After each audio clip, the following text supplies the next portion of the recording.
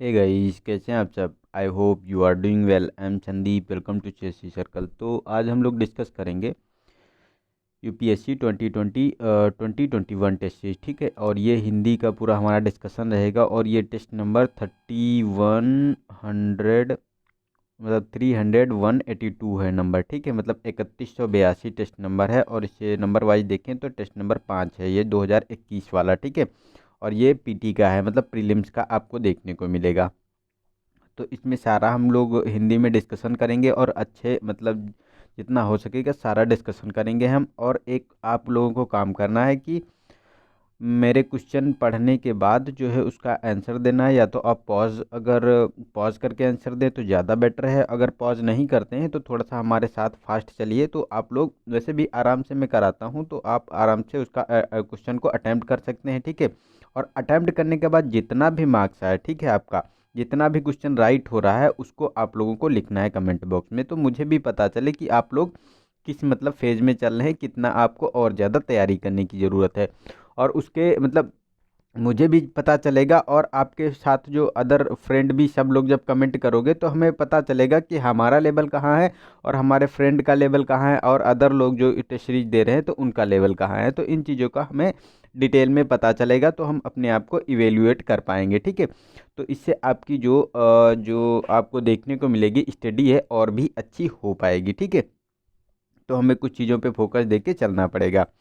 और अगर इसका पीडीएफ चाहिए तो आप लोग टेलीग्राम ग्रुप ज्वाइन कर लीजिए, उसका नीचे मैंने लिंक दे दिया है, वहाँ सारी पीडीएफ मैं शेयर कर देता हूँ, तो वहाँ से आप लोग ले लेना, ठीक है। और एक मतलब ओवरव्यू में इसे एक नज़र में इसका जो सोल्यूशन है पढ़ जरूर लेना, ठीक है। तो जो है बहुत ही ज़्यादा इफेक्टिव आपको देखने को मिलेगा, क्योंकि जो इस बार जो हमारा 2020 का जो आईएएस का एग्ज़ाम हुआ था तो उसमें देखने को मिला था कि जितना स्टैटिक पोर्शन है मतलब करंट के पीछे का जाके स्टैटिक पूछा था, जो विजन की टेस्ट सीरीज में बहुत ही अच्छे से और डिटेल में ये लोग देते हैं, ठीक है।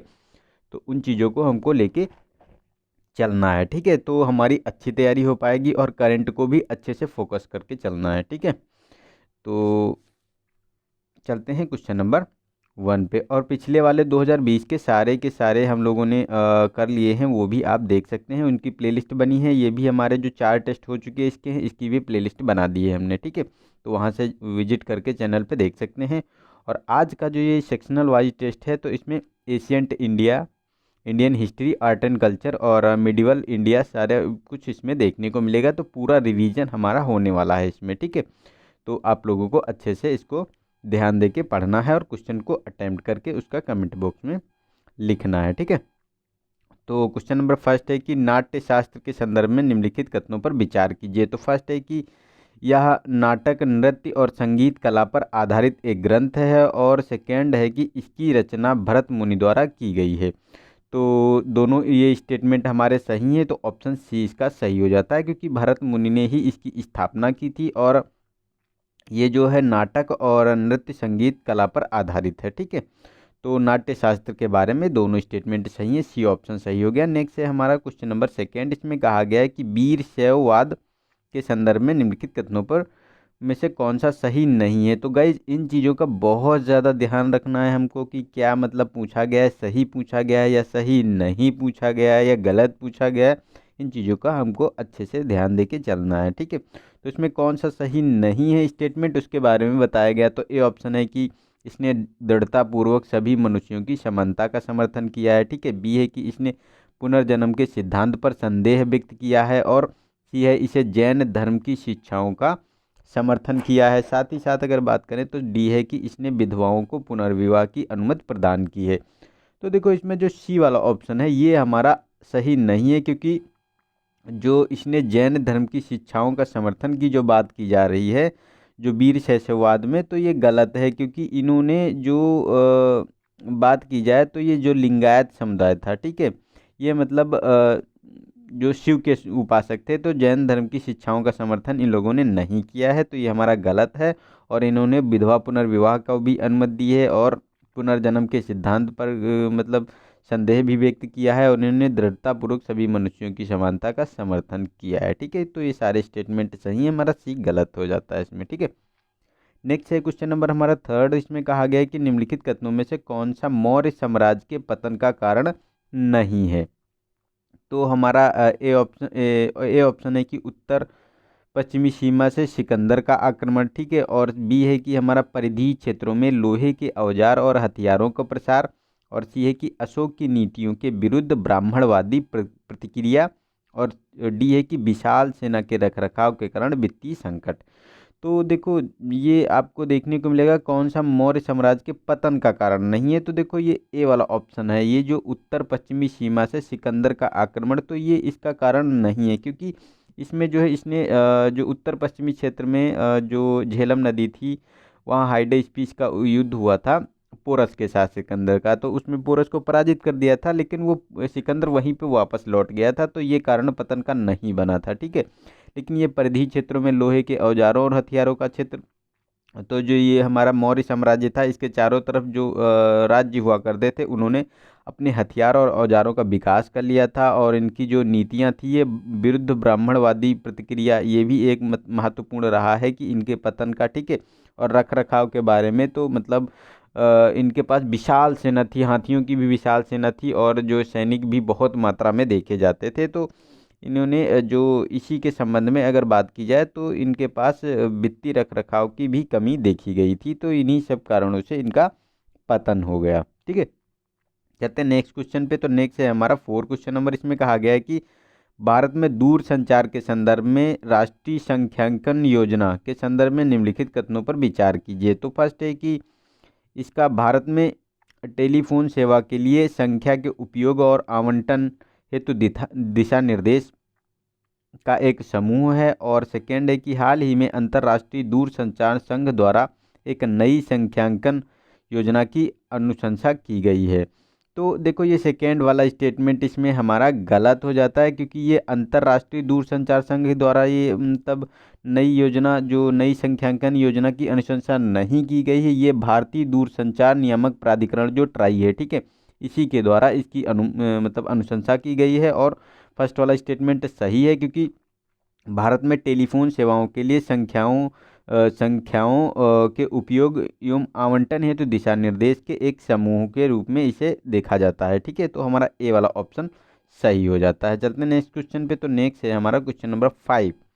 इसमें कहा गया है कि ख्याल या ख्याल संगीत के संदर्भ में निम्नलिखित कथनों पर विचार करना है। तो ख्याल संगीत की रचना को कव्वाली कहा जाता है। सेकेंड स्टेटमेंट है कि पूर्वी ख्याल की धीमी शैली है, और पंजाब शैली ख्याल की द्रुत शैली है। थर्ड स्टेटमेंट है कि ख्याल की उत्पत्ति का श्रेय अमीर खुसरो को दिया जाता है। तो देखो, थर्ड स्टेटमेंट तो हमारा सही है, क्योंकि ख्याल की उत्पत्ति का श्रेय अमीर खुसरो को दिया जाता है। लेकिन ये जो हमारा सेकेंड स्टेटमेंट है, ये गलत है, क्योंकि ये पूर्वी और पंजाबी शैली ये आपको जो देखने को मिलेगी, तो इसमें जनरली यही देखने को मिलता है, जो ये मतलब पूर्वी और जो पंजाबी ठुमरी है, ये ठुमरी की दो मतलब शैलियाँ देखने को मिलती हैं, ठीक है। तो ये गलत है स्टेटमेंट। और ये ख्याल कव्वाली को कहा जाता है, तो ये भी हमारा स्टेटमेंट है गलत है, क्योंकि कव्वाली को नहीं कहा जाता है, इसमें जो है ये बंदिश को कहा जाता है। ख्याल की संगीत रचनाओं को बंदिश कहा जाता है। इसमें 2 से 8 पंक्तियाँ होती हैं, और इस पंक्तियों वाले लघु गीतों का एक मतलब संग्रह देखा जाता है इसमें, ठीक है। तो ये भी स्टेटमेंट गलत है, तो हमारा थर्ड स्टेटमेंट केवल सही हो गया, तो हमारा ऑप्शन सी वाला सही हो जाता है, ठीक है। चलते हैं नेक्स्ट क्वेश्चन पे। तो नेक्स्ट है 6 क्वेश्चन नंबर। इसमें कहा गया है कि हाल ही में मरुस्थलीय टिड्डियों के झुंड द्वारा उत्पन्न खतरे के संदर्भ में निम्नलिखित कथनों पर विचार कीजिए। तो फर्स्ट है कि टिड्डियां लघु श्रृंगीय तृणभोजी जीवों की एक प्रजाति है, ठीक है। और ये मुख्य रूप से यूरेशिया की टुंड्रा घास भूमियों में पाई जाती हैं। तो देखो, ये सेकेंड स्टेटमेंट गलत है, ये यूरेशिया के टुंड्रा घास भूमियों में नहीं देखी जाती हैं, ये आपको जनरली देखी जाएंगी जो अफ्रीका से लगाकर ये पंजाब वाला अपना क्षेत्र है, ठीक है, यहाँ के जो शुष्क घास के मैदान और मरुस्थलों में देखी जाती हैं ये, ठीक है। और अभी ह्यूज मात्रा में ये जो ये आपको देखने को मिली थी, जो ये अफ्रीका से मतलब आकर इंडिया तक आ गई थी, और पाकिस्तान से भी इन्होंने बॉर्डर क्रॉस किया था, ठीक है। तो ये बहुत ज़्यादा न्यूज़ में थी, ठीक है। तो इनको जो इनके बारे में हमको थोड़ा सा देखना पड़ेगा। और ये पहला वाला स्टेटमेंट सही है, क्योंकि ये टिड्डियाँ लघुश्रृंगी तृणभोजी जीवों की एक प्रजाति होती है, और ये मतलब एक बल्क में आती, बहुत ज़्यादा मात्रा में आती हैं, तो ये फसलों को नुकसान बहुत भारी मात्रा में पहुंचा देती हैं। माना जाता है कि जब टिड्डियों का अटैक होता है तो फसलों का मतलब जो भी फसल लगी होती है उसको पूरी तरह से निष्तो नाबूद कर दिया जाता है, ठीक है, इनके द्वारा। ये मतलब इनकी चूषक क्षमता इतनी ज़्यादा होती है। तो हमारा जो है ए वाला ऑप्शन सही हो गया इसका, ठीक है। नेक्स्ट है हमारा क्वेश्चन नंबर 7। इसमें कहा गया कि कमल महल और महानवीन डिब्बा का निर्माण किस राज्य की उल्लेखनीय विशेषता थी। तो देखो ये ऑप्शन है विजयनगर, बी है कि चंदेल, और सी है पाल, और डी है राष्ट्रकूट। तो इसका देखो ए वाला ऑप्शन सही है। जो विजयनगर साम्राज्य था इसी की ये मतलब विशेषता देखने को मिलती थी, क्योंकि ये जो कमल महल होता था तो ये क्या होता था कि जो ये हमारा राज्य होता था, जो राजवंश होता था, ठीक है, तो उसके बीचों बीच में, ये राज्य के बीचों बीच में ये बनाया जाता था कमल महल, ठीक है।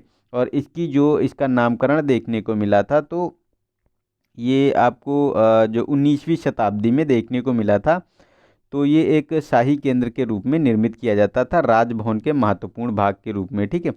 मतलब ये तुम्हारा जो राज्य के शाही केंद्र में निर्मित, एक मतलब केंद्र में निर्मित किया जाता था। लेकिन ये महानवी डिब्बा और ये जो सभा मंडल होते थे, ये जो राजमहल होता था, ठीक है, उसके दो भाग होते थे, ठीक है। तो ये इन चीज़ों के बारे में हमको, जो ये बहुत बहुत ही मतलब महत्वपूर्ण थे, जो ये विजयनगर साम्राज्य था। तो इसकी मुख्य विशेषता है ये। नेक्स्ट है हमारा 8 क्वेश्चन नंबर। इसमें कहा गया है कि सत्तन वासल चित्रकला के संदर्भ में निम्नलिखित कथनों पर विचार कीजिए। तो फर्स्ट स्टेटमेंट है कि इस चित्रकला में पांड्यों द्वारा संरक्षण प्रदान किया गया था, और यह चित्रकारी बौद्ध मंदिरों की छतों छतों पर की गई थी। तो ये गलत है सेकंड स्टेटमेंट, क्योंकि ये बौद्ध मंदिरों के छतों पे नहीं देखी जाती है। ये जनरली आपको जो जैन मंदिरों की जो छतें थे, बरामदे थे और कोष्ठक थे, इसमें इसका मतलब प्रयोग किया जाता था। तो ये जैनों के लिए थी, ना कि बौद्धियों के लिए। और फर्स्ट वाला स्टेटमेंट सही है, क्योंकि जो ये सत्तन वासल जो चित्रकला थी, इसमें जो जो पांड्य वंश था उसी द्वारा इसको संरक्षण प्रदान किया गया था। उसी के समय ये बहुत ज़्यादा प्रचलित हुई थी। तो हमारा ए वाला ऑप्शन ये सही है, ठीक है। नेक्स्ट है 9 क्वेश्चन नंबर। तो इक्ता प्रणाली के संदर्भ में निम्नलिखित कथनों पर विचार कीजिए। तो फर्स्ट है कि इक्ता का प्रशासन मुक्तियों द्वारा किया जाता था, और सेकेंड है कि सुल्तान फिरोज शाह तुगलक ने इक्ता को वंशागत बना दिया था। तो देखो सेकेंड स्टेटमेंट तो सही है, क्योंकि सुल्तान फिरोज शाह तुगलक ने इक्तादारी जो ये मतलब प्रथा थी, इसको वंशानुगत बना दिया था। और इक्ता का प्रशासन जो मुक्तियों द्वारा या वली द्वारा किया जाता था। और इनका मतलब काम क्या होता था, तो ये एक अभिजात वर्ग को एक मतलब टाइटल दिया जाता था मुक्तियों या वली के रूप में, ठीक है, इक्ताओं को, जो राजस्व वसूलते थे अपने क्षेत्र में, ठीक है। तो ये मतलब दोनों स्टेटमेंट सही हैं। और इसको जो ये इक्ता प्रथा थी, इसको ये चली तो पहले से इस्लामिक मतलब देशों में चली आ रही थी पहले से, लेकिन ये जो है संस्थागत रूप इसे जो है इल्तुतमिश ने दिया था, ठीक है। तो हमारा दोनों स्टेटमेंट सही है, सी वाला ऑप्शन हमारा सही हो जाता है। नेक्स्ट है क्वेश्चन नंबर 10। इसमें कहा गया है कि निम्नलिखित कथनों पर विचार कीजिए। तो फर्स्ट है स्टेटमेंट की स्टेटाइट और कांस्य और टेराकोटा, तो उपयुक्त में से किन सामग्रियों का हड़प्पा की आकृतियों या मूर्तियों के लिए उपयोग किया गया था। तो देखो ये इन तीनों का उपयोग किया गया था, जो ये मतलब हड़प्पा की जो मूर्तियों में, क्योंकि स्टेटाइट की अगर बात की जाए तो ये जो दाढ़ी वाले पुरुष की जो मूर्ति देखने को मिली थी, ये स्टेटाइट की बनी हुई थी। और कांस्य मूर्ति तो एक नर्तकी की देखने को मिली थी। और टेराकोटा तो मनुष्यों, महिलाओं और कुत्ते, भेड़, इन चीज़ों की मूर्तियां देखने को मिलती थी, ठीक है। तो ये तीनों स्टेटमेंट सही है, तो डी वाला ऑप्शन हमारा सही हो जाता है। नेक्स्ट है हमारा क्वेश्चन नंबर 11। तो इसमें कहा गया है कि निम्नलिखित ऐतिहासिक मंदिरों पर विचार कीजिए। तो फर्स्ट स्टेटमेंट है कि सूर्य मंदिर कोणार्क, ठीक है, दशावतार विष्णु मंदिर देवगढ़, और विरूपाक्ष मंदिर मैसूर। तो इसमें कहा गया है कि कौन सा नागर शैली में निर्मित है इसमें से। तो देखो ये सूर्य मंदिर कोणार्क का ये देखने को मिलेगा ये, और दशावतार मंदिर जो विष्णु मंदिर देवगढ़ का, जो यूपी उत्तर प्रदेश में देखने को मिलता है। ये दोनों नागर शैली में बने हुए हैं, ठीक है। और ये विरूपाक्ष मंदिर की बात करें तो ये मैसूर में, जो ये हम्पी में है, ठीक है। तो यहाँ पे ये देखने को मिलेगा। और ये द्रविड़ शैली की, ये मतलब एक मुख्य विशेषता, मतलब द्रविड़ शैली का एक मुख्य मंदिर है, ठीक है। तो इसमें जो होता क्या है कि जो ये नागर शैली होती है, इसमें एक्चुअली क्या होता है, एक चबूतरा बना दिया जाता है, ठीक है। सीढ़ियाँ कटी होती हैं ऐसे, ठीक है। और उसके बाद ऊपर जो है एक ये रेखी आकार का मंडप होता है। और ये मतलब एक मतलब ये श्रेणी में मंडप होते हैं और बीच में एक गर्भगृह होता है। ऊपर जो है कलश होता है, ठीक है। ये मतलब इस तरह से इसकी आकृति देखने को मिलती है, ठीक है। तो ये मतलब नागर शैली की विशेषता है। लेकिन जो ये होता है तुम्हारा द्रविड़ शैली, ये आपको देखने को मिलता है जनरली ऐसे, जैसे इसके चार मंदिर को बीचों बीच में बनाया जाता है, इसके चारों ओर बाउंड्री होती है और उसमें जो है ये मंडप होते हैं चारों तरफ, ठीक है। जो मतलब प्रवेश द्वार होते हैं उन्हें जो है मंडप नहीं, सॉरी, अरे माइंड में नहीं आ रहा है। चलो आप लोगों को लिखना है कि ये जो द्रविड़ शैली है, ठीक है, उसकी पूरी विशेषताएं आप लोगों को बतानी है, ठीक है, कमेंट बॉक्स में। तो हमारा फर्स्ट एंड सेकंड स्टेटमेंट सही हो गया, तो बी वाला ऑप्शन हमारा सही हो जाता है, ठीक है। नेक्स्ट है हमारा 12 क्वेश्चन नंबर। इसमें कहा गया है कि अलाउद्दीन खिलजी के संदर्भ में निम्नलिखित कथनों में से कौन सा सही है। तो फर्स्ट है, उसने गैर मुस्लिम तीर्थ यात्रियों पर आरोपित जजिया कर समाप्त कर दिया था, ठीक है। बी है कि उसने उसके शासन में किसानों से किसी प्रकार की भू राजस्व नहीं लिया जाता था। और सी है कि उसने घोड़ों को दागने की प्रणाली आरंभ की थी और उसने दास प्रथा को समाप्त कर दिया था। तो हमारा सी ऑप्शन सही है, उसने घोड़ों को दागने की प्रथा आरंभ की थी। और ये मतलब ये तीनों के तीनों जो ऑप्शन है गलत हैं, क्योंकि उसने दाग प्रथा जो है घोड़ों घोड़ों को, और जो है सैनिकों का हुलिया लिखने के लिए, और बाजार नियंत्रण प्रणाली, और जो है नियमित वेतन देने के लिए सैनिकों के लिए एक मतलब वार्षिक वेतन तय किया था उन लोगों के लिए, ठीक है। तो ये मतलब इसकी विशेषताएं थी। तो हमारा इसमें सी ऑप्शन सही है। नेक्स्ट है हमारा 13 क्वेश्चन नंबर। इसमें कहा गया है कि निम्नलिखित युग्मों पर विचार कीजिए। तो मृदभांड और अवध की बात की जाए तो किस समय कौन से मृदभांड थे। तो चित्रित मृदभांड की बात की जाए तो ये ऋग्वैदिक काल, गौरिक मृदभांड की नवपाषाण काल, और उत्तरी काले पॉलिशदार तो हड़प्पा काल के। तो देखो ये जो देखने को मिलेंगे, तो इसमें जो ये तुम्हारा चित्रित मृदभांड है, ये तो चित्रित धूसर मृदभांड, ये तो आपको ऋग्वैदिक काल के देखने को मिलेंगे। लेकिन गौरिक मृदभांड की बात करें तो ये संस्कृत युग जो देखने को मिला था, फोर्थ सहस्त्र शताब्दी में जो देखने को मिला था उस समय थे, तो ये गलत हो गया। और ये जो उत्तरी काले पॉलिशदार थे, ठीक है, ये मौर्य काल में देखने को मिले थे, तो ये भी हमारा गलत है। तो सी ऑप्शन सही हो गया, केवल एक ही सुमेलित है हमारा, ठीक है। नेक्स्ट है हमारा 14 क्वेश्चन नंबर। तो इसमें कहा गया है कि राष्ट्रकूटों के संदर्भ में निम्नलिखित कथनों पर विचार कीजिए। तो फर्स्ट है, ग्रामपतियों और ग्राम लेखाकारों का पद सामान्यतया जो वंशानुगत होता था। और सेकेंड है, सामंती व्यवस्था का पूर्ण अभाव था। तो ये गलत है सेकेंड स्टेटमेंट, क्योंकि जो सामंती प्रशासन था, ठीक है, इसका जो है पूर्ण इसका प्रभाव देखा गया है, ठीक है, जो राष्ट्रकूटों के शासनकाल में। तो ये गलत है, ये अभाव की बात की जा रही है। और फर्स्ट वाला स्टेटमेंट हमारा सही है, क्योंकि ग्रामपतियों और ग्राम लेखाकारों का पद जो सामान्यतः वंशानुगत होता था। तो हमारा ए वाला ऑप्शन इसका सही हो जाता है। नेक्स्ट है हमारा क्वेश्चन नंबर 15। इसमें कहा गया है कि निम्नलिखित विशेषताओं में से कौन सी उत्तर भारत में मौर्य पूर्व अवध यानी 6ठी शताब्दी पूर्व से 4थी शताब्दी पूर्व की थी। तो इसके बारे में बताना है। तो आहत सिक्के फर्स्ट स्टेटमेंट है, सेकेंड है श्रेणी व्यवस्था, और धान रोपाई की तकनीकी। तो ये तीनों की तीनों चीज़ें जो आपको देखने को मिलेंगी, तो ये मौर्य जो मौर्य काल था उससे पूर्व उत्तर भारत में देखने को मिली थी, क्योंकि पहले आहत सिक्के का प्रयोग था, कोई मतलब प्रॉपर करेंसी नहीं थी, और श्रेणी व्यवस्था का इसमें उपयोग किया जाता था, और धान रोपाई की तकनीक विकसित हो चुकी थी। तो ये तीनों के तीनों स्टेटमेंट हमारे सही हैं, तो डी वाला ऑप्शन हमारा सही हो जाता है, ठीक है। चलते हैं नेक्स्ट ऑप्शन पे। तो नेक्स्ट है स्टेटमेंट हमारा, नेक्स्ट क्वेश्चन है 16। तो इसमें कहा गया कि निम्नलिखित युग्मों पर विचार कीजिए। तो प्राचीन नाम दिए हुए हैं और आधुनिक नाम दिए गए हैं जो ऋग्वैदिक नदियाँ थी, ठीक है। उन्हीं के बारे में तो हमको बताना है किसका कौन सा नाम था। तो पौषणी की बात की जाए तो झेलम है, ठीक है। बिपाशा की बात की जाए तो ब्यास है, और अस्किनी की बात की जाए तो ये चिनाब है।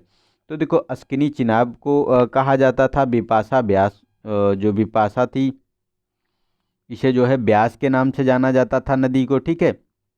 लेकिन अगर पौछड़ी की बात की जाए तो इसे रावी के नाम से जाना था जाता था, ना कि झेलम के। और झेलम की बात करें तो इसे बेतिस्ता के नाम से जाना जाता था। तो हमारा सेकेंड और थर्ड स्टेटमेंट सही है, फर्स्ट वाला गलत हो गया, तो बी वाला ऑप्शन हमारा सही हो जाता है, ठीक है।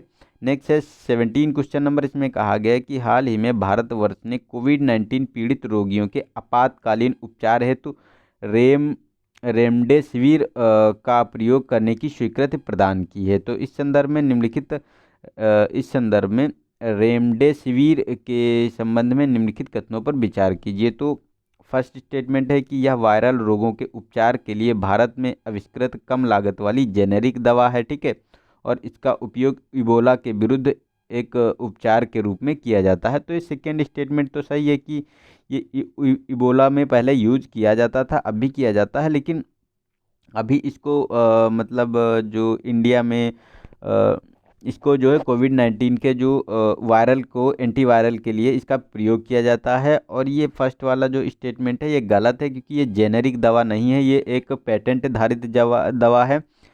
तो ये जो ग्लीपड साइंस इंक जो कंपनी है इसने इस पे पेटेंट धारित कर रखा है। और इसको जो है सिप्ला जो हमारे यहाँ कंपनी है इंडिया की, तो सिप्ला ने इसके साथ समझौता कर रखा है और इसमें सप्लाई किया जाता है सिप्ला के द्वारा, ठीक है।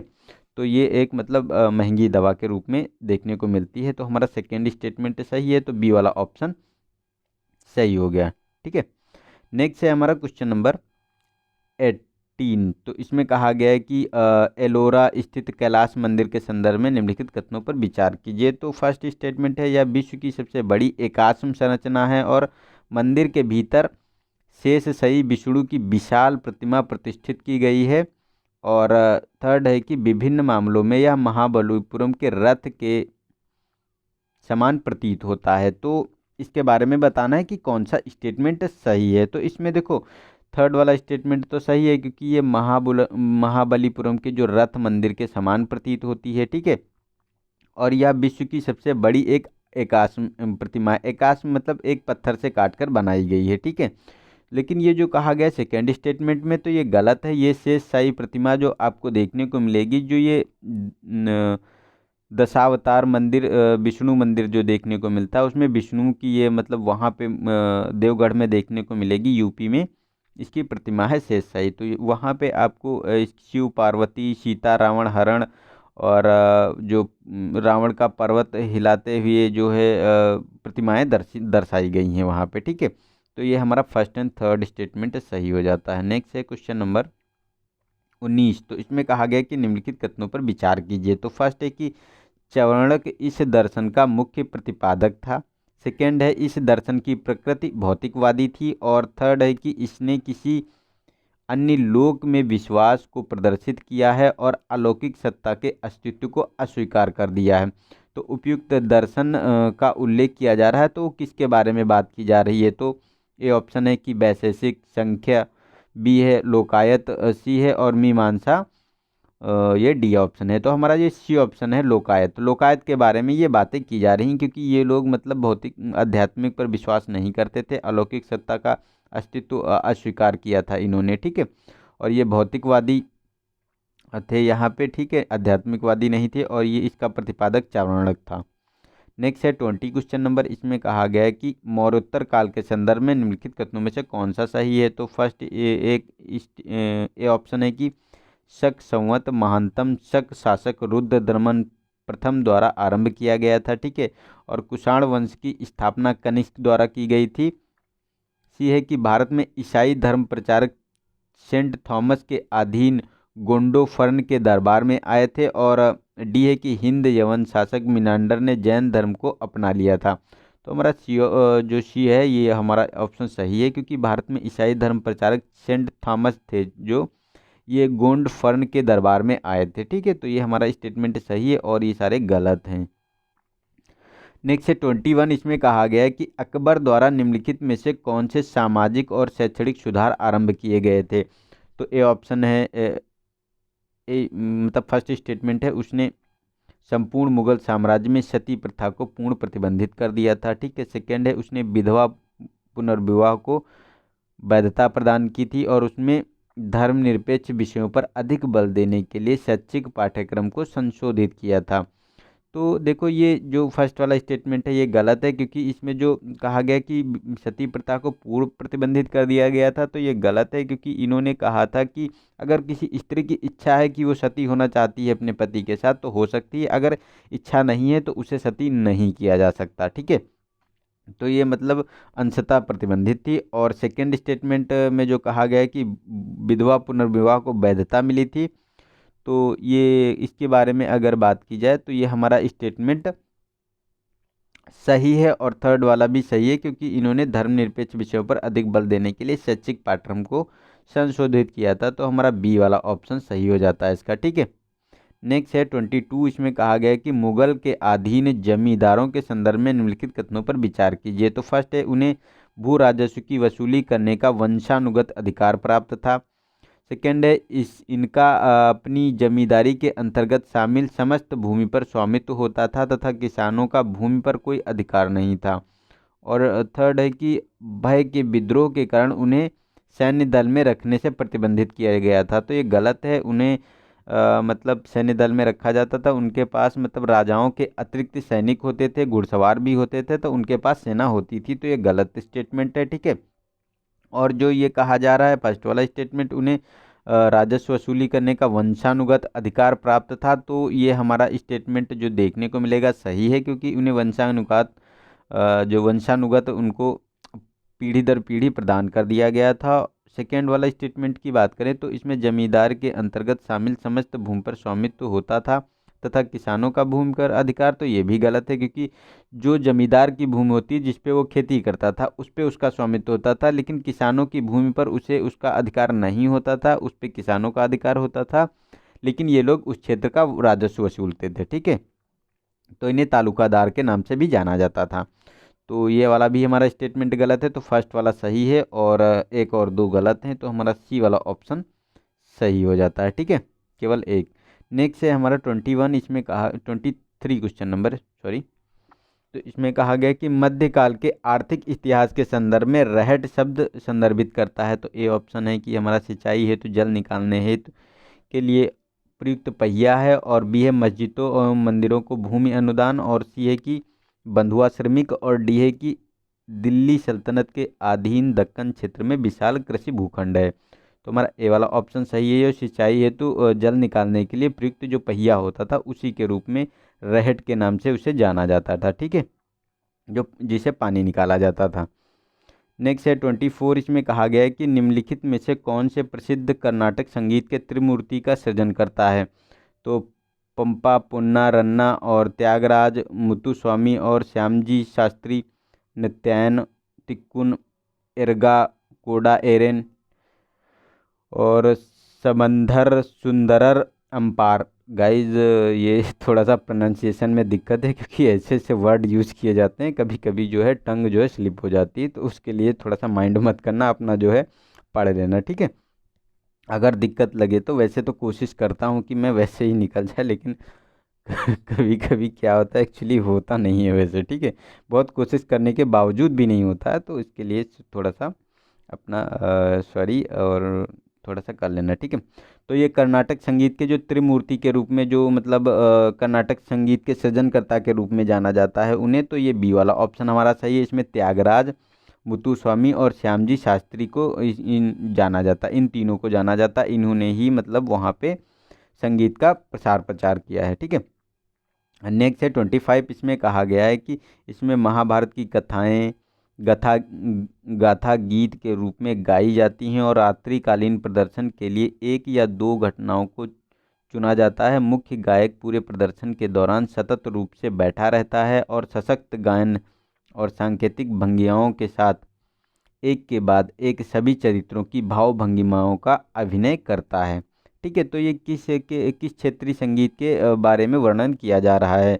तो हमारा ए ऑप्शन है लमन है, बी है मिंडो है और बिलू पत्तू है और डी है पडवानी है। तो ये पडवानी के बारे में बात की जा रही है। ये छत्तीसगढ़ में संगीत का पर्व मनाया जाता है, उसमें ही ये मतलब किया जाता है। ठीक है, तो ये पडवानी के बारे में बात की जा रही है। ठीक है, मंडो की बात की जाए तो ये आपको देखने को मिलेगा गोवा में, और विलुपत्ती है ये आपको देखने को मिल जाएगा तमिलनाडु में। ठीक है, नेक्स्ट है 26। इसमें कहा गया है लगभग 12वीं शताब्दी के आरंभ में उन्होंने मैसूर क्षेत्र में अपने साम्राज्य की नींव रखी और हेलीवीड और वेलूर में उनके द्वारा बनवाए गए मंदिर पत्थर में जालीदार नक्काशी की भांति प्रतीत होते हैं। उनकी मूर्तिकला का एक उत्कृष्ट उदाहरण इंद्र के प्रकोप से गोकुल वासियों को बचाने के लिए गोवर्धन पर्वत उठाए हुए भगवान कृष्ण को दर्शाने वाला उत्कीर्ण है। ठीक है, तो उनके बारे में बात की जा रही है। तो किसका वर्णन किया जा रहा है इसमें? तो जो इसमें जो बात की जाए तो ए ऑप्शन है होयसल राजवंश था। ठीक है, होयसल साम्राज्य था, चालुक्य था, राष्ट्रकूट थे और विजयनगर के राजा थे। तो ये ए ऑप्शन सही है, जो ये होयसल था। ठीक है, उसी के बारे में बात की जा रही है। नेक्स्ट है हमारा 27 क्वेश्चन नंबर। इसमें कहा गया है कि दिल्ली सल्तनत में जजिया के संदर्भ में निम्नलिखित कथनों पर विचार कीजिए।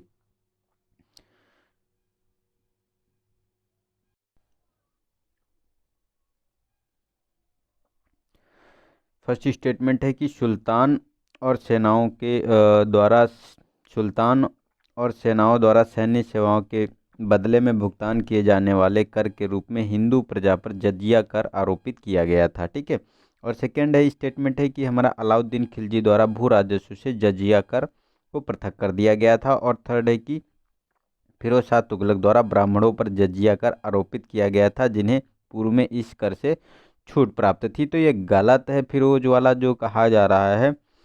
तो इसके बारे में अगर स्टेटमेंट के बारे में बात करें तो ये गलत स्टेटमेंट है, क्योंकि जो फिरोज शाह तुगलक था, नहीं नहीं नहीं, ओ सॉरी सॉरी सॉरी गाइज, थोड़ा सा इसमें मिस लीड कर रहे हैं। सॉरी सॉरी, हम दोबारा से इसको डिस्कस कर लेते हैं। ठीक है, इसमें कहा गया है कि जो दिल्ली सल्तनत में जजिया के संबंध में बात करनी है कि कौन सा स्टेटमेंट इसमें सही है। ठीक है, तो इसमें कहा गया है सुल्तान और सेनाओं द्वारा सैन्य सेवाओं के बदले भुगतान किए जाने वाले कर के रूप में हिंदू प्रजा पर जजिया कर आरोपित किया जाता था। ठीक है, तो ये स्टेटमेंट हमारा सही है। ठीक है, और ये फिरोज शाह तुगलक द्वारा ब्राह्मणों पर जजिया कर आरोपित किया गया था, उन्हें पूर्व में इस कर से छूट थी। तो ये भी वाला हमारा स्टेटमेंट सही है। लेकिन जो सेकेंड वाला कहा गया तो ये गलत है, क्योंकि जो भू राजस्व से जजिया कर पृथक किया गया था ये फिरोज शाह तुगलक द्वारा ही अलग किया गया था, ना कि अलाउद्दीन खिलजी द्वारा। ठीक है, तो हमारा एक और तीन स्टेटमेंट इसमें सही हो जाता है। तो हमारा बी वाला ऑप्शन सही है। ठीक है, चलते नेक्स्ट क्वेश्चन पे। तो नेक्स्ट है हमारा क्वेश्चन नंबर। तो इसमें कहा गया है नंद वंश के संदर्भ में बताना है कि नंद वंश के शासक के संदर्भ में निम्नलिखित कथनों पर विचार कीजिए। तो इसमें फर्स्ट स्टेटमेंट है कि सिकंदर ने उनके शासनकाल के दौरान उत्तर पश्चिम भारत पर आक्रमण किया था। और सेकेंड है कि चंद्रगुप्त मौर्य ने जो मौर्य शासन की स्थापना करने के लिए घनानंद को पराजित किया था। और रोमन लेखक प्लिनी ने नंद वंश की सेना का वर्णन किया था। तो अगर नंद वंश के शासक के बारे में अगर बात की जाए तो इसमें तीनों के तीनों स्टेटमेंट सही हैं, क्योंकि जो सिकंदर ने उसके शासनकाल में ही जो हाइडेस पीस का अभी युद्ध की हम लोगों ने बात की थी, जो पोरस के साथ सिकंदर का हुआ था, इसी के शासनकाल में हुआ था। और जो ये चंद्रगुप्त मौर्य ने जो है घनानंद को पराजित किया था और उनका जो शासन था उसको ख़त्म कर दिया था। और रोमन लेखक जो प्लिनी था इसने नंद वंश की सेना का वर्णन किया है। तो तीनों स्टेटमेंट सही हैं, तो हमारा डी ऑप्शन सही हो जाता है। ठीक है, चलते हैं नेक्स्ट क्वेश्चन पे। तो नेक्स्ट है 29। इसमें कहा गया कि हाल ही में defence institute of advance technology द्वारा विकसित अतुल्य है। तो अतुल्य क्या है इसके बारे में? तो फर्स्ट है कि माइक्रोवेव स्टेलाइजर है, बी है कि मेट्रो स्टेशन में उपयोग किया जाने वाला एक एक्सरे बैगेज स्कैनर है, और सी है कि गुणवत्तापूर्ण मिश्रित वास्तविकता अनुभव प्राप्त करने वाला उपकरण है, और डी है कि भारत के स्वदेशी रूप से विकसित मिसाइल रक्षा प्रणाली है। ठीक है, तो हमारा ए वाला ऑप्शन सही है, क्योंकि जो माइक्रोवेव स्टेलाइजर है, क्योंकि ये क्या करता क्या है, जो नोवेल कोरोना वायरस को 56 से 60 डिग्री सेंटीग्रेड टेम्परेचर पर ये विघटित कर देता है। ठीक है, तो इसी के लिए ये मतलब इसने ये न्यूज में था बहुत ज़्यादा। नेक्स्ट है हमारा क्वेश्चन नंबर 30 इसमें कहा गया कि 11वीं शताब्दी के दौरान निम्नलिखित में से किन कारकों ने व्यापार को प्रोत्साहित किया था।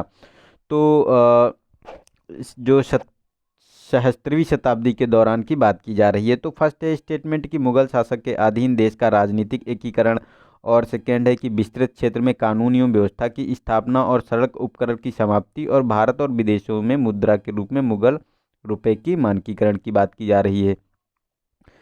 तो ये चारों के चारों स्टेटमेंट हमारे सही हैं, क्योंकि इसमें बहुत ज़्यादा मतलब ह्यूज मात्रा में रिफॉर्म किए गए थे, जिससे है लोगों का हमारे ऊपर विश्वास मतलब जो ये भारत पर जो उस समय विश्वास बना था, और व्यापार में बहुत ज़्यादा बढ़ोतरी हुई थी। ठीक है, तो ये सारे स्टेटमेंट हमारे सही हैं, डी वाला ऑप्शन सही हो जाता है। नेक्स्ट है स्टेटमेंट, नेक्स्ट है हमारा 31 क्वेश्चन नंबर। इसमें कहा गया है कि बौद्ध ग्रंथ दीपवंश और महावंश के संदर्भ में निम्नलिखित कथनों पर विचार कीजिए। तो फर्स्ट है इन्हें श्रीलंका में रचित और संकलित किया गया था। ठीक है, सेकंड है कि इन्हें बौद्ध धर्म के क्षेत्रीय इतिहास के साथ साथ बुद्ध की जीवनी का मतलब बुद्ध की जीवनी का उल्लेख है, और इनकी रचना जो पाली भाषा में की गई है। तो तीनों स्टेटमेंट सही है, इसका भी डी ऑप्शन है, क्योंकि दीपवंश और महावंश श्रीलंका में रचित किए गए थे पाली भाषा में। ठीक है, तो हमारा डी वाला ऑप्शन सही हो जाता है। नेक्स्ट है हमारा 32। इसमें कहा गया है कि हड़प्पा सभ्यता में व्यापार के संदर्भ में निम्नलिखित कथनों पर विचार कीजिए। तो फर्स्ट है कि व्यापार धन के उपयोग के बिना वस्तु विनिमय प्रणाली पर आधारित था, और सेकेंड है कि हड़प्पा वासियों को समुद्र का ज्ञान नहीं था।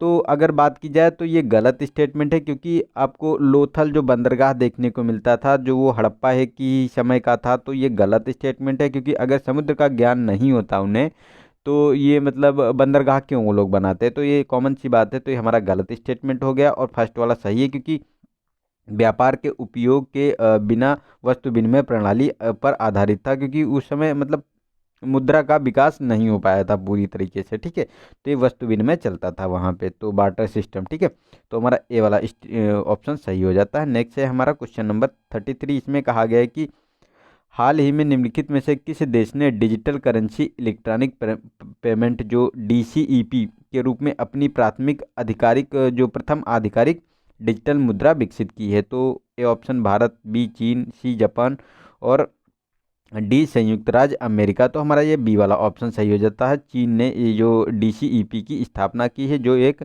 वैधानिक डिजिटल मुद्रा है जो ब्लॉकचेन टेक्नोलॉजी पर आधारित है। नेक्स्ट है 34 क्वेश्चन नंबर। इसमें कहा गया है कि निम्नलिखित कथनों पर विचार कीजिए। तो रंगमंच और क्षेत्र या राज्य के बारे में बात की जा रही है, तो कौन सा मतलब सुमेलित नहीं है ये बताना है। तो तमाशा की बात की जा रही है मध्य प्रदेश, भांड पाथेन की बात की जा रही कश्मीर, और माच की बात की जा रही महाराष्ट्र, और दशावतार की बात की जा रही गोवा। तो देखो दशावतार गोवा में देखने को मिलती है रंगमंच। ठीक है, और ये जो भांड पाथेर है ये जम्मू कश्मीर में। तो ये तो सुमेलित हैं, और सुमेलित नहीं पूछा गया है। तो तमाशा जो है ये महाराष्ट्र का एक रंगमंच है, और जो माच है ये आपको मध्य प्रदेश में देखने को मिलेगा। तो ये दोनों गलत हैं, तो 1 और 3 सुमेलित नहीं है, तो हमारा सी वाला ऑप्शन सही हो जाता है इसका। ठीक है, नेक्स्ट है 35। इसमें कहा गया है कि समुद्रगुप्त के शासनकाल के संदर्भ में निम्नलिखित कथनों पर विचार कीजिए। तो विष्णु सेन ने इलाहाबाद में एक स्तंभ पर सिकंदरगुप्त के सैन्य अभियान की प्रशस्ति उत्कीर्ण की थी, और सेकेंड है कि चीनी यात्री फाहियान समुद्रगुप्त के दरबार में आया था, और समुद्रगुप्त ने विक्रमादित्य की उपाधि धारण की थी। तो ये गलत है, समुद्रगुप्त ने विक्रमादित्य की उपाधि धारण नहीं की थी। ये जो है विक्रमादित्य की उपाधि जो है चंद्रगुप्त द्वितीय ने धारण की थी, और जो ये फाहियान जो था, तो ये समुद्रगुप्त के शासनकाल में नहीं, चंद्रगुप्त के सेकेंड के शासनकाल में आया था। ठीक है, और विष्णु सेन ने इलाहाबाद में एक समुद्रगुप्त के सैन्य अभियानों की प्रशस्ति उत्कीर्ण की थी। तो ये भी गलत है, क्योंकि जो हरिसेन थे जो वहाँ के कविराज थे। ठीक है, उन्होंने चंद्रगुप्त प्रथम के अभियानों को उत्कीर्ण करवाया था इलाहाबाद प्रशस्ति में। ठीक है, तो हमारे तीनों के तीनों स्टेटमेंट ये गलत हैं, तो हमारा डी वाला ऑप्शन सही हो जाता है। ठीक है, चलते हैं नेक्स्ट क्वेश्चन पे। तो नेक्स्ट है हमारा क्वेश्चन नंबर 36। इसमें कहा है कि निम्नलिखित युग्मों पर विचार कीजिए। तो रचना और लेखक, तो संगीत सुधाकर सारंगदेव, और संगीत रत्नाकर हरिपाल, और देशी, बृहदेशी मतंग। तो ये बृहदेशी जो था ये मतंग का मतलब लिखा हुआ है, ठीक है। इसके लेखक हैं देख लीजिए जो संगीत रत्नाकर है तो ये इसके सारंग हैं, और जो संगीत सुधाकर है इसके हरिपाल हैं, ठीक है। तो ये दोनों स्टेटमेंट गलत हैं, फर्स्ट एंड सेकंड, लेकिन थर्ड वाला हमारा सही है, तो ए वाला ऑप्शन हमारा सही हो जाता है, ठीक है। चलते हैं नेक्स्ट क्वेश्चन में। नेक्स्ट है हमारा 37। इसमें कहा है कि संगम साहित्य के संदर्भ में निम्नलिखित कथनों पर विचार कीजिए। तो फर्स्ट है कि संगम साहित्य के अंतर्गत अहम व्यक्तिगत प्रेम से संबंधित कविताओं को संदर्भित करता है, और सेकेंड है कि संगम साहित्य के अंतर्गत पूरम सभी प्रकार की भावनाओं, मुख्य रूप से राजाओं की वीरता और महिमा तथा अच्छाइयाँ और बुराइयों से संबंधित है। तो दोनों स्टेटमेंट ये सही है संगम साहित्य से, क्योंकि उसमें यही तो विशेषताएं थी, इसीलिए तो वो मतलब एक विख्यात एक साहित्य के का रूप धारण किया उसने। तो हमारा सी ऑप्शन सही हो जाता है इसका, ठीक है। नेक्स्ट है हमारा दक्षिण भारत में भक्ति आंदोलन के संदर्भ में निम्नलिखित कथनों पर विचार कीजिए। तो फर्स्ट है कि दक्षिण भारत में आरंभिक भक्ति आंदोलन का नेतृत्व अलवर और नैनार संतों ने किया था। अलवर मतलब जो वैष्णव उपासक थे, और नैनार शिव के उपासक थे, ठीक है। और सेकेंड है कि तमिल भक्तिप्रद भजनों में बौद्ध और जैन धर्म का विरोध एक प्रमुख विषय था, ठीक है। और थर्ड है कि दक्षिण भारत में भक्ति आंदोलन आदिवासियों को आकर्षित करने में विफल रहा था। तो अगर बात की जाए तो ये गलत है, क्योंकि कुछ आदिवासियों को मतलब जनजातियों को उसने अपने में समाहित किया था, उन्हें परिवर्तित मतलब आकर्षित किया था। साथ ही बौद्ध जैन को तो मतलब हिंदू बनाने के लिए प्रेरित किया ही था, प्लस आदिवासियों को भी प्रेरित किया था। तो ये गलत स्टेटमेंट हो गया, ठीक है। और जो फर्स्ट में कहा जा रहा है तो ये सही है स्टेटमेंट, ठीक है, क्योंकि ये दक्षिण भारत में भक्ति आंदोलन अलवर और नैनारों द्वारा किया गया था, और भक्तिप्रद भजनों में बौद्ध और जैन धर्म का विरोध का एक मतलब प्रमुख विषय था। तो ये दोनों स्टेटमेंट सही है, हमारा बी वाला ऑप्शन सही हो जाता है। नेक्स्ट है क्वेश्चन नंबर 39। इसमें कहा है कि सूफी वाद के संदर्भ में निम्नलिखित कथनों पर विचार कीजिए। तो फर्स्ट है कि इसने मोक्ष प्राप्त करने के लिए ईश्वर की आज्ञा का पालन करते हुए उसके प्रति गहन भक्ति और प्रेम पर बल दिया है। और सेकेंड है कि इसने व्यक्तिगत अनुभव के आधार पर कुरान की व्याख्या की है। और ये जो थर्ड स्टेटमेंट है, इसने महिलाओं को सूफी संत बनाने से प्रतिबंधित किया था। तो ये गलत है। उस समय तो इवन कई महिलाओं की तो इतनी प्रतिष्ठा थी कि वहाँ के जो पुरुष थे उनसे भी अच्छी उनकी मतलब प्रतिष्ठा देखी जाती है। तो ये गलत स्टेटमेंट है, ठीक है। और उसने व्यक्तिगत अनुभव के आधार पर कुरान की व्याख्या की थी। तो जो ये कहा जा रहा है तो ये हमारा स्टेटमेंट सही है, और इसने मोक्ष प्राप्त करने के लिए ईश्वर की आज्ञा का पालन करने के लिए उसके प्रति प्रेम भक्ति और प्रेम पर बल दिया था। तो ये मतलब समा के आधार पर ये लोग उसको मतलब बढ़ावा देते थे। समा मतलब संगीत के आधार पर मतलब गा बजा कर उसको मतलब ईश्वर को प्रसन्न करने की बात की जा रही थी इनके द्वारा, ठीक है। तो हमारा ए वाला ऑप्शन सही हो जाता है, 1 और 2, ठीक है। नेक्स्ट है 40 क्वेश्चन नंबर। इसमें कहा गया है कि आजीविकों के संबंध में निम्नलिखित कथनों पर विचार कीजिए। तो फर्स्ट है कि मक्खल गोसाल को आजीविकों का संस्थापक माना जाता है, ठीक है। उन्हें भौतिकवादी माना गया है, और वे कर्म के सिद्धांत में विश्वास रखते थे। तो ये गलत है, वो भौतिकवादी नहीं थे, वो भाग्यवादी थे, भाग्य पर विश्वास करते थे, ठीक है। और वे कर्म के सिद्धांत को नहीं मानते थे। वो उनका मानना था कि जो अगर दुख और सुख है तो ये मतलब पहले से लिखा जा चुका है, ये कर्मों पर आधारित नहीं हो सकता, और इनमें ना तो कुछ मतलब बढ़ाया जा सकता है और ना इसे कम किया जा सकता है, ठीक है। तो ये उन लोगों का मानना था। तो ये गलत है दोनों स्टेटमेंट। फर्स्ट वाला सही है, क्योंकि मक्खल गौसल ने आजीविकों का संस्थापक के रूप में ने संस्थापित की मतलब स्थापित किया था, ठीक है। नेक्स्ट है 41। इसमें कहा गया हाल ही में सुर्खियों में रहे अम्बू बैग संबंधित है। तो ये ऑप्शन है ये ऑप्शन में है कि एकल उपयोग वाली प्लास्टिक की थैलियों का उन्मूलन करने हेतु प्रयुक्त जूट के थैले से है, ठीक है। बी है कि संदूषित जैव चिकित्सीय अपशिष्ट को संग्रहित करने के लिए जैव अपघटनीय डिस्पोजल उपकरणों से है। और सी है कि आपातकालीन परिस्थितियों में श्वसन सहायता प्रदान करने के लिए प्रयुक्त लघु उपकरणों से है, ठीक है। और डी है कि कोविड-19 रोगियों के चिकित्सीय अपशिष्ट को जलाने हेतु लघु उपकरणों से है। तो देखो ये जो आपको देखने को मिलेगा ये हमारा सी ऑप्शन सही है, क्योंकि इसमें जो देखने को मिलेगा आपातकालीन परिस्थितियों में श्वसन सहायता प्रदान करने के लिए प्रयुक्त एक लघु उपकरण देखने को मिलता है। ये एक मतलब कह सकते हैं एक मास्क के रूप में देखा जाता है, ठीक है।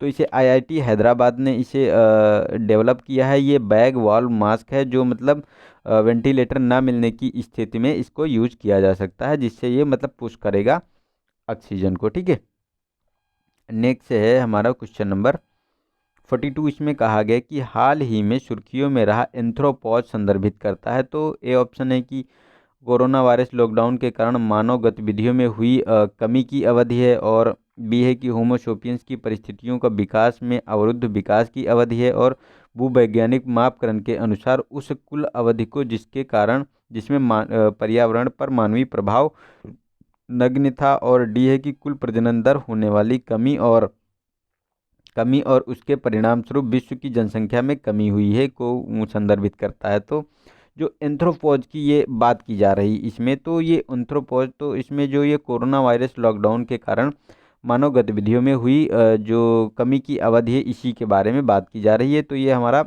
ये वाला ऑप्शन है, और ये जो कोविड-19 महामारी है इसके जो ग्रेट पॉज के नाम से भी जाना जाता है। ठीक है, नेक्स्ट है 43। इसमें कहा गया कि गुरु नानक के संदर्भ में निम्नलिखित कथनों पर में से कौन सा सही नहीं है। तो फर्स्ट ऑप्शन है उन्होंने भक्ति के सगुण रूप का समर्थन किया है। ठीक है, बी है उन्होंने हिंदुओं और मुसलमानों दोनों की मितव्यताओं और धर्म शास्त्रों को स्वीकार कर दिया है, और सी है उन्होंने शबद नामक भजनों के माध्यम से अपने विचारों को व्यक्त और संकलित किया है, और डी है उन्होंने समानता का सिद्धांत बनाए रखने के लिए लंगर आरंभ किया है। तो देखो डी वाला ऑप्शन भी सही है, क्योंकि उन्होंने लंगर की स्थापना की थी, शबद में अपने भजनों को संकलित किया है। ठीक है, और हिंदू और मुसलमानों दोनों की मितव्यता और धर्मशास्त्रों को अस्वीकार कर दिया था। ठीक है, लेकिन ये वाला स्टेटमेंट हमारा गलत है, क्योंकि जो ये सगुण उपासक नहीं थे, ये निर्गुण उपासक थे। ठीक है, तो ये हमारा गलत है, ये कबीर की तरह निर्गुण उपासक थे।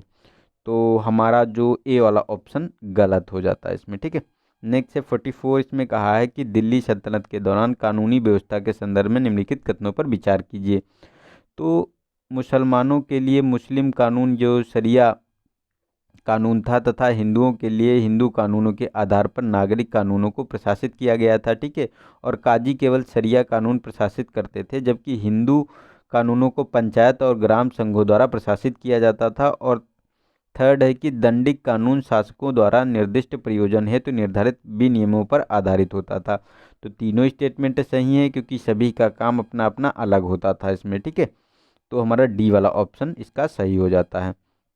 नेक्स्ट है हमारा क्वेश्चन नंबर 45। इसमें कहा गया है कि हाल ही में भारत में स्वास्थ्य एवं जोखिम संचार पर विज्ञान और स्वास्थ्य पर जागरूकता का वर्ष यानी YASH का कार्यक्रम आरंभ किया गया है। तो ये किसके द्वारा किया गया है, किस डिपार्टमेंट के द्वारा, किस मिनिस्ट्री के द्वारा, तो उसके बारे में बात की जा रही है। तो इसमें ए ऑप्शन है कि विज्ञान एवं प्रौद्योगिकी विभाग, नीति आयोग, भारतीय आयुर्विज्ञान एवं अनुसंधान परिषद द्वारा, और डी है कि सूचना प्रसारण मंत्रालय द्वारा। तो ये देखो हमारा जो ए ऑप्शन है ये विज्ञान और साइंस एंड टेक्नोलॉजी के एक डिपार्टमेंट द्वारा इसको प्रारंभ किया गया है, साइंस एंड टेक मिनिस्ट्री के अंतर्गत। ठीक है, तो ये मतलब कोविड-19 का जो ये मतलब स्थिति थी उसके लिए जागरूकता प्रदान करने के लिए ये जनरली चलाया गया है। ठीक है, नेक्स्ट है हमारा क्वेश्चन नंबर 46। इसमें कहा गया है कि हाल ही में सुर्खियों में रही partnership for affordable health care access and longevity परियोजना यानी पहल के नाम से जिसे जाना जाता है, ये क्या है। तो ए ऑप्शन है कि हमारा ये भारत में स्वास्थ्य देखभाल तक पहुंच में सुधार लाने के लिए USAID मतलब यूनाइटेड नेशनल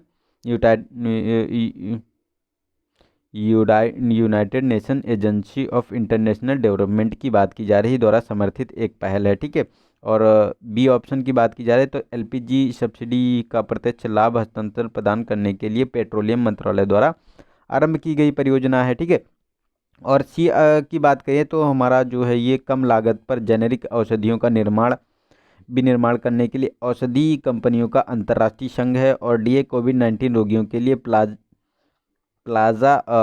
प्लाज्मा दान को प्रोत्साहित करने के लिए डिजिटल आंदोलन है। तो देखो इसमें अगर बात की जाए पहल की, तो ये हमारा ए ऑप्शन सही है, जो भारत में स्वास्थ्य देखभाल तक पहुंच में सुधार लाने हेतु USAID द्वारा समर्थित एक पहल है। ठीक है, ताकि जिसमें स्वच्छता, कोविड-19 से उपचार की तक मतलब किस तरह से उसके लिए हम बाहर निकल सकते हैं और उससे कैसे सुरक्षा प्राप्त कर सकते हैं, स्वास्थ्य मतलब और इन चीज़ों के बारे में मतलब जागरूकता इसमें की जाती है। ठीक है, नेक्स्ट है हमारा क्वेश्चन नंबर 47। इसमें कहा गया कि नव विकसित पोर्टेबल उपकरण इकोसेंस के संदर्भ में निम्नलिखित कथनों पर विचार कीजिए। तो यह एक बायोसेंसर है जिसका उपयोग मानव लार में नोवेल कोरोना वायरस एंटीजन की उपस्थिति का पता लगाने के लिए किया जाता है। और सेकेंड है, इसे राष्ट्रीय पशु और जैव प्रौद्योगिकी संस्थान हैदराबाद द्वारा विकसित किया गया है। तो ये दोनों स्टेटमेंट सही हैं क्योंकि ये एक बायोसेंसर है और आईआईटी हैदराबाद ने इसे विकसित किया है ताकि यो मतलब कोरोना वायरस का पता लगा सके। ठीक है, तो हमारा सी वाला ऑप्शन सही हो जाता है। दोनों स्टेटमेंट ये हमारे सही हैं। ठीक है, नेक्स्ट है 48। इसमें कहा गया है कि मोहिनी अट्टम के संदर्भ में निम्नलिखित कथनों पर विचार कीजिए। तो फर्स्ट स्टेटमेंट है कि यह केरल राज्य से संबंधित शास्त्रीय नृत्य है। ठीक है, और सेकंड है इसका उल्लेख संगम युग के महाकाव्य शिल्पाधिकारम में मिलता है और यह लास्य शैली पर आधारित है। ठीक है, तो ये तीनों स्टेटमेंट सही हैं जो केरल के बारे में कहे जा रहे हैं। तो ये हमारा डी वाला ऑप्शन सही हो गया। नेक्स्ट है 49। इसमें कहा गया है कि मुगल प्रशासन के संदर्भ में निम्नलिखित युग्मों पर विचार कीजिए। तो उनके पद दिए हुए हैं और उनका कार्य दिया हुआ है कि मतलब उनका कार्य क्या था। तो मीर बख्शी की बात की जा रही, सैन्य विभाग का प्रमुख है। शद्र उस सुदूर की बात की जा रही, धार्मिक और धर्मार्थ संरक्षण का प्रभारी था। मीर समान की बात की जा रही है तो खुफिया विभाग का अधिकारी था। बरीद की बात की जा रही है तो ये शाही परिवार से संबंधित मामलों का प्रभारी था। तो देखो, मीर बख्शी को तो सैन्य विभाग का प्रमुख कहा जाता था और शद्र उस सुदूर जो था ये धार्मिक संरक्षण के लिए जाना जाता था। ठीक है, उनका प्रभारी था।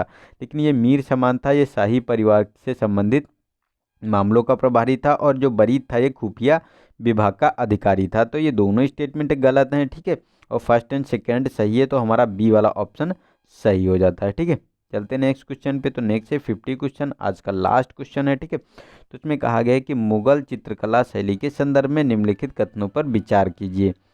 तो फर्स्ट है कि यह चित्रकला की स्वदेशी भारतीय शैली है और फारसी चित्रकला के सफाविद शैली का संश्लेषण है। ठीक है, और सेकेंड है कि यह मुख्य रूप से अभिजात वर्गीय और धर्मनिरपेक्ष है। और थर्ड है कि छाया चित्रण और परिप्रेक्ष्य चित्रण जैसी तकनीकी को यूरोपीय चित्रकला से ग्रहण किया गया है। तो अगर इनकी बात की जाए तो ये जो मुगल चित्रकला थी तो इसमें जो है स्वदेशी भारतीय शैली और फारसी शैली के जो सफाविद शैली का संश्लेषण देखा गया है। ठीक है, तो ये स्टेटमेंट सही है। सेकेंड भी सही है क्योंकि अभिजात वर्गीय धर्मनिरपेक्षता इसमें देखी गई है। और ये जो थर्ड वाला स्टेटमेंट है, छाया चित्रण और परिप्रेक्ष्य चित्रण जैसी तकनीकी को यूरोपीय चित्रकला से ग्रहण किया गया है। तो ये भी हमारा सही स्टेटमेंट है। तो हमारा डी वाला ऑप्शन सही हो गया, सारे के सारे स्टेटमेंट इसके सही हो जाते हैं। ठीक है, तो आई होप आप लोगों को ये वीडियो अच्छा लगा हो। अगर इसकी पीडीएफ चाहिए तो टेलीग्राम ग्रुप ज्वाइन कर लीजिए, वहाँ से आपको इसका पूरा पीडीएफ मिल जाएगा। ठीक है, और आप फेसबुक पे भी हमारा फॉलो कर सकते हैं, वहाँ पे भी इसका ग्रुप बना है जहाँ पे आप मतलब डिस्कशन कर सकते हैं। और एक डिस्कशन ग्रुप भी बना है टेलीग्राम पे, उसका भी लिंक नीचे है, उसको भी ज्वाइन कर लीजिए। उसमें आप अपने क्वेश्चन आंसर राइटिंग कर सकते हैं, मेंस के प्रीलिम्स के क्वेश्चन पेस्ट कर सकते हैं। ठीक है, और उनके आंसर भी दे सकते हैं। ठीक है, तो इस प्रकार आप लोगों को काम करना है और अच्छे से अपना प्रीलिम्स और मेंस साथ साथ लेके चलना है। ठीक है, तो संडे सैटरडे हमारा प्रीलिम्स रहेगा और हमारा मंडे टू फ्राइडे तक हमारा मेंस का जो चलता है वही चलता रहेगा। ठीक है,